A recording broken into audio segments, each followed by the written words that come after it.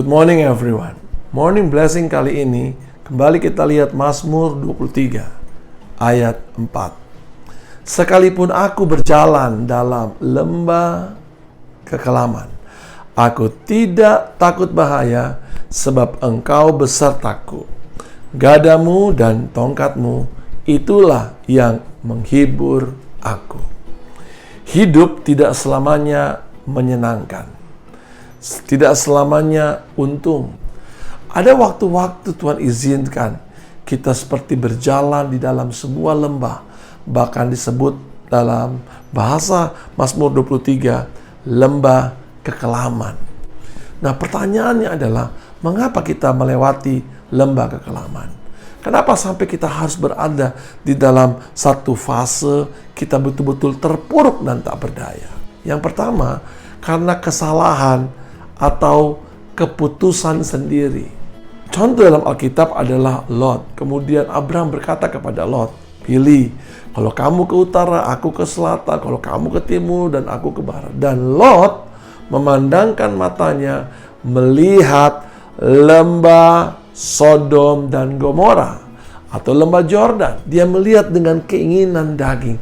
Lot berpikir ini tempat yang terbaik buatnya. Dia memutuskan, dia memilih sendiri Sodom dan Gomora. Sudah tahu akhir ceritanya? Kejahatan Sodom dan Gomora naik sampai ke langit, dan Tuhan meluluhlantakkan Sodom dan Gomora, menurunkan hujan, belerang, dan api, dan akhirnya yang terjadi, Sodom dan Gomora hancur, tak tersisa sampai hari ini.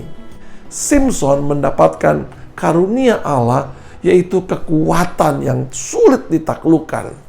Namun kemudian Alkitab mencatat Simson menghampiri, mendekati Delila orang Filistin itu.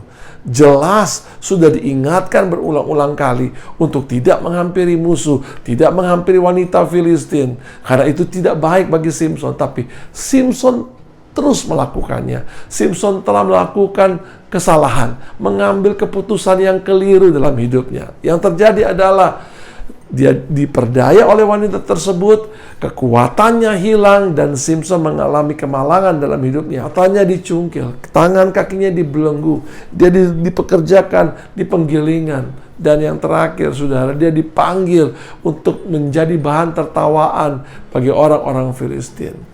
Dia melewati lembah kekelaman, dia melewati keadaan yang gak baik karena pilihannya sendiri.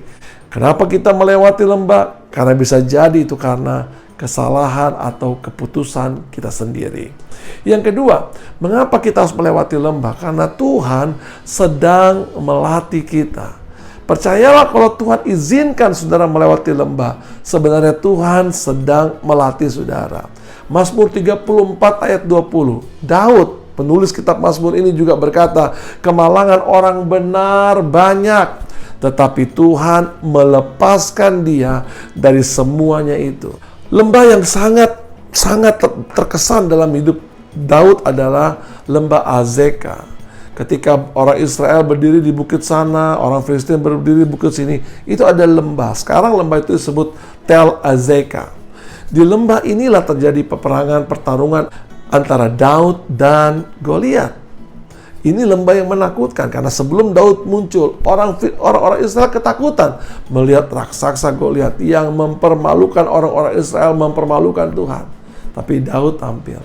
Lembah yang menakutkan itu, lembah yang kekelaman itu, diizinkan Tuhan hadir di hadapan kita. Dan Daud maju berperang tanpa sedikit pun ketakutan dalam dirinya.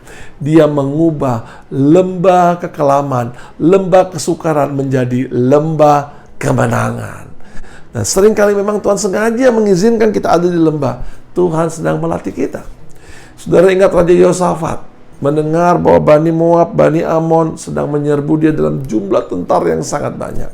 Dia menjadi takut, dia mencari Tuhan. Dan apa yang terjadi setelah dia mencari Tuhan?